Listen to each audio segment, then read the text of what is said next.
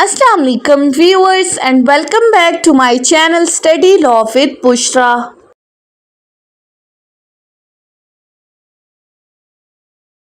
So we were discussing the syllabus of Law Gate, and in last video we started Pakistan Penal Code. We discussed the part 1 of chapter 2. In today's video we are going to discuss its second part. But before starting the discussion, I request you all to please subscribe to my channel and don't forget to press the bell icon for latest updates. Do share this video with your friends and don't forget to comment your feedback. So let's move towards the discussion. Last video के अंदर हमने section 6 से section 21 तक discuss किया था। आज की इस वीडियो में हम स्टार्ट करते हैं सेक्शन 22 से। सेक्शन 22 बात करता है मूवेबल प्रॉपर्टी की। So the words movable property are intended to include corporeal property of every description. Movable property को किस तरह से डिफाइन किया है कि corporeal property। अब कॉर्पोरियल प्रॉपर्टी से क्या मुराद है, यानी कि ऐसी प्रॉपर्टी जिसका कोई कॉर्पस हो। कॉर्पस मीन बॉडी हो, यानी कि जो कि वजूद में हो, जिसको हम एक जगह से दूसरी जगह तक शिफ्ट कर सकते हो, वो मूवेबल प्रॉपर्टी है। लेकिन इस मूवेबल प्रॉपर्टी के अंदर क्या चीज़ इंक्लूडेड नहीं है, एक्सेप्ट लैंड। पहली बात, जो ज़मीन है वो मूवेबल प्रॉपर्टी में नहीं आती। And the things attach to the earth, या वो तमाम चीज़ें जो कि इस ज़मीन के साथ जुड़ी हुई हैं। और permanently fasten to anything which is attach to the earth, या फिर कोई ऐसी चीज़ जो कि इनके साथ मुस्तकिल तौर पर जुड़ी हुई है, ये तमाम चीज़ें मूवेबल प्रॉपर्टी की कैटेगरी में नहीं आती। फॉर एग्जांपल, पहली है ज़मीन। ज़मीन मूवेबल प्रॉपर्टी में नहीं आती। इस ज़मीन के ऊपर लेट सपोज आपने कोई बिल्डिंग, कोई हाउस वगैरह, कोई कंपनी वगैरह कंस्ट्रक्ट कर दी है। सो ये क्या होगी, ज़मीन के साथ जुड़ी हुई बिल्डिंग है, ये अब मूवेबल प्रॉपर्टी में नहीं आती। तीसरी चीज़, जो इन चीज़ों के साथ मुस्तकिल तौर पर जुड़ी है, यानी कि इस घर के, इस कंपनी के जितने भी दरवाजे, खिड़कियां वगैरह हैं जो कि इनके साथ जुड़ी हुई हैं, सो ये तमाम चीज़ें क्या है, ये मूवेबल प्रॉपर्टी की कैटेगरी में फॉल नहीं करती। उसके बाद है सेक्शन 23। सेक्शन 23 बात करता है wrongful gain and wrongful loss की। रॉन्गफुल गेन क्या है, gain by unlawful means of the property to which the person gaining is not legally entitled. पहली बात क्या है, गेन किस तरह से, फायदा किस तरह से हो रहा है, अनलॉफुल मीन्स से, गैर कानूनी तरीकों से आप किसी भी प्रॉपर्टी को एक्वायर कर रहे हो। कोई भी ऐसी प्रॉपर्टी जिसके आप लीगली इंटाइटल्ड नहीं हो, तो कानूनी तौर पर आप उस चीज़ के हकदार नहीं हो, लेकिन आप अनलॉफुल मीन्स यूज़ करते हुए उस प्रॉपर्टी को एक्वायर करके खुद को जो फ़ायदा दे रहे हो, वो क्या है, रॉन्गफुल गेन है। और इसके ऑपोजिट रॉन्गफुल लॉस क्या है, loss by unlawful means of the property to which person losing is legally entitled. पहली बात, रॉन्गफुल मीन्स से आप दूसरे बंदे को नुकसान पहुंचा रहे हो। दूसरा बंदा कौन, जो कि इस चीज़ के लिए, इस प्रॉपर्टी के लिए लीगली इंटाइटल्ड था, इस चीज़ का हकदार था, लेकिन आपने अनलॉफुल मीन्स यूज़ करते हुए उस प्रॉपर्टी को एक्वायर करते हुए उस पर्सन को जो नुकसान दिया है, वो क्या है, रॉन्गफुल लॉस है। So wrongful gain and wrongful loss एक दूसरे के ऑपोजिट हैं। एक तरीके से आप खुद को फ़ायदा दे रहे हो और दूसरे बंदे को जो नुकसान दे रहे हो। उसके बाद आ जाते हैं सेक्शन 24 के ऊपर।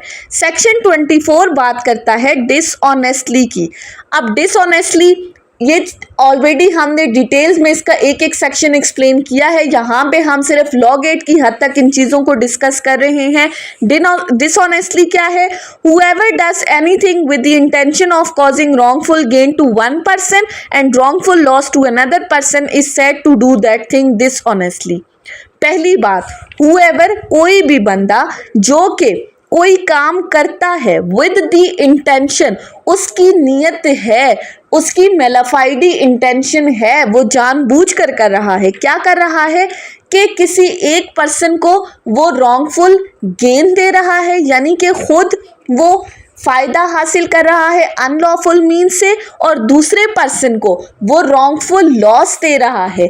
जिस पर्सन से उसने कोई चीज़ ली है उसको वो गलत तरीके से नुकसान पहुंचाते हुए खुद को गलत तरीके से जो फ़ायदा दे रहा है उसको हम कहते हैं डिसऑनेस्टली उस पर्सन ने ये काम किया है। उसके बाद आ जाते हैं सेक्शन 25 के ऊपर। सेक्शन 25 बात करता है फ्रॉडुलेंटली की। अब फ्रॉडुलेंटली क्या है? A person is said to do a thing fraudulently if he does that thing with the intent to defraud. अब यहाँ पर वर्ड यूज हुआ है इंटेंट टू डिफ्रॉड। नियत क्या है? धोखा देने की।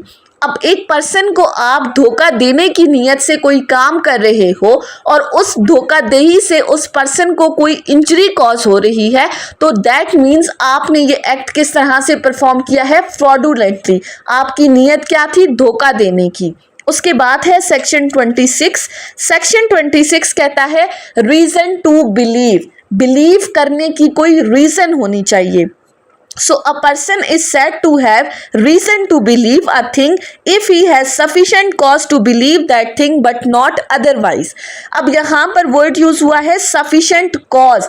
कोई ठोस वजह होनी चाहिए, कोई सफिशिएंट कॉज होनी चाहिए कि किसी चीज़ को यकीन करने के लिए आपके पास कोई वजह होनी चाहिए, तब आप उस चीज़ पर यकीन करते हो, तो उसको हम क्या कहते हैं? Reason to believe. यानी रीज़न टू बिलीव के लिए इंपॉर्टेंट इंग्रेडिएंट क्या है? Sufficient cause. लॉग 8 MCQ के हवाले से आपने इसको याद रखना है। उसके बाद आ जाते हैं सेक्शन 27 के ऊपर। सेक्शन 27 बात करता है property in possession of wife, clerk और सर्वेंट। अब इस सेक्शन में प्रॉपर्टी की पोजेशन की बात की गई है। When a property is in the possession of person's wife, clerk और servant on account of that person, it is in that person's possession within the meaning of this code. Section 27 हमें क्या कहता है कि अगर कोई person है और उसकी कोई प्रॉपर्टी है, लेकिन वो प्रॉपर्टी किसकी पोजेशन में है? उस पर्सन की वाइफ की पोजेशन में है, या उस पर्सन के क्लर्क की पोजेशन में है, या उसके सर्वेंट की पोजेशन में है, तो इसका मतलब हरगिज़ ये नहीं है कि वो प्रॉपर्टी उसकी वाइफ की हो जाएगी या उसके क्लर्क की हो जाएगी या उसके सर्वेंट की हो जाएगी। इस सेक्शन की हद तक वो प्रॉपर्टी इस पर्सन की ही रहेगी। असल मालिक कौन होगा? ये पर्सन होगा जिसकी एक्चुअल में वो प्रॉपर्टी है। उसके बाद आ जाते हैं सेक्शन 28 के ऊपर। सेक्शन 28 बात करता है काउंटरफीट की। अब सेक्शन 28 ने क्या कहा? A person is said to counterfeit who causes one thing to resemble the another thing. Counterfeit कहते हैं नकल करना, कॉपी करना। तो अगर कोई पर्सन किसी एक चीज़ को इस तरह से क्रिएट करता है, उसकी कॉपी इस तरह से बनाता है कि वो ओरिजिनल से मिलती जुलती है, intending by the means of that resemblance to practice deception. और उसका इरादा क्या है?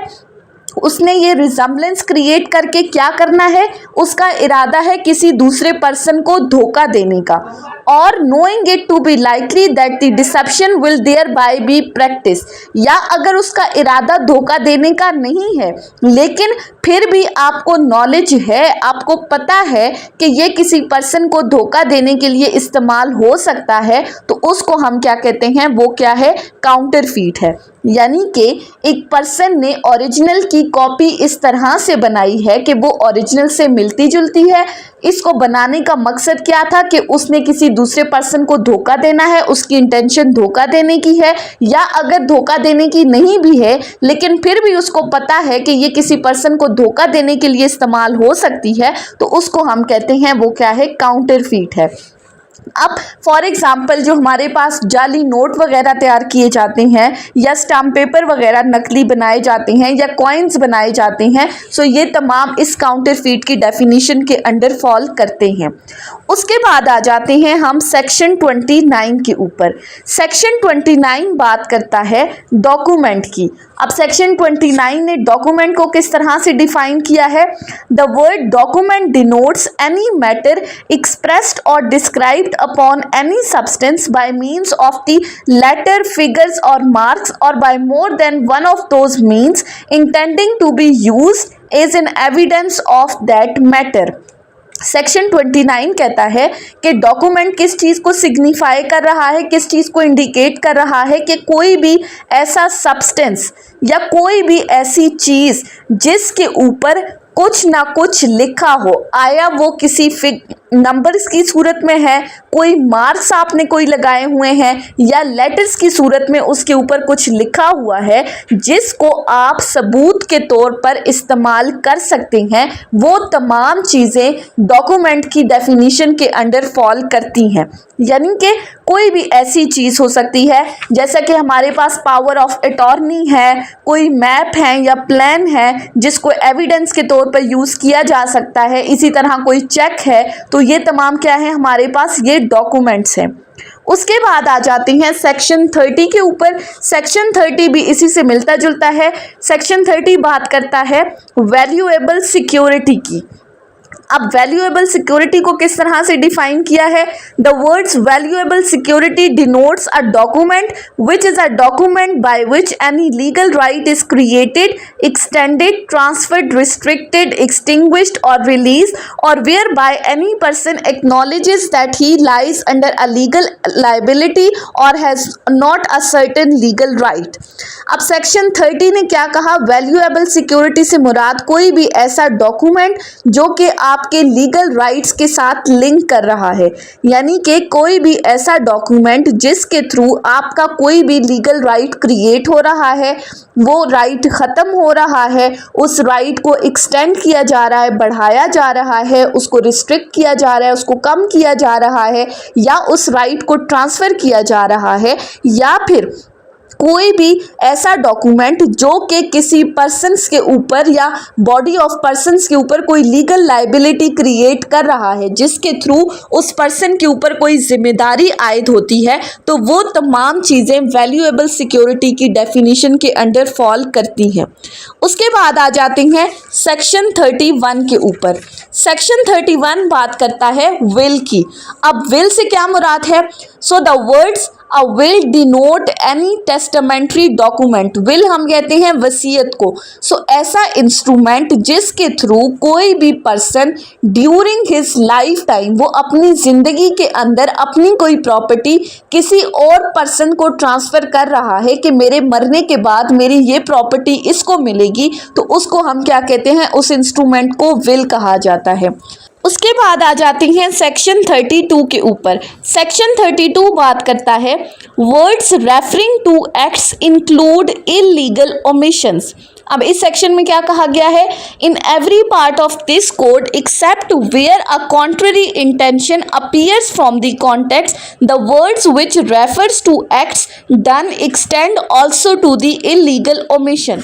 अब यहाँ पर जो वर्ड यूज़ हुआ है एक्ट, एक्ट से मुराद क्या है? कि कोई भी काम जो आप कर रहे हो, और इलीगल ओमिशन से क्या मुराद है? कि आपकी जो कानूनी फ़राइज़ हैं, आपकी जो लीगल ड्यूटीज़ हैं, अगर आप उनको फुलफ़िल नहीं करते तो दैट मीन्स आप इलीगल ओमिशन कर रहे हो। सो इस सेक्शन में कहा गया है कि इस पूरी पीपीसी के अंदर जहाँ कहीं भी वर्ड एक्ट यूज़ हुआ है तो उससे मुराद इलीगल ओमिशन भी है, और जहाँ पर इलीगल ओमिशन यूज़ हुआ है तो वो एक्ट के लिए भी कंसिडर किया जाएगा। सो सिंपली है।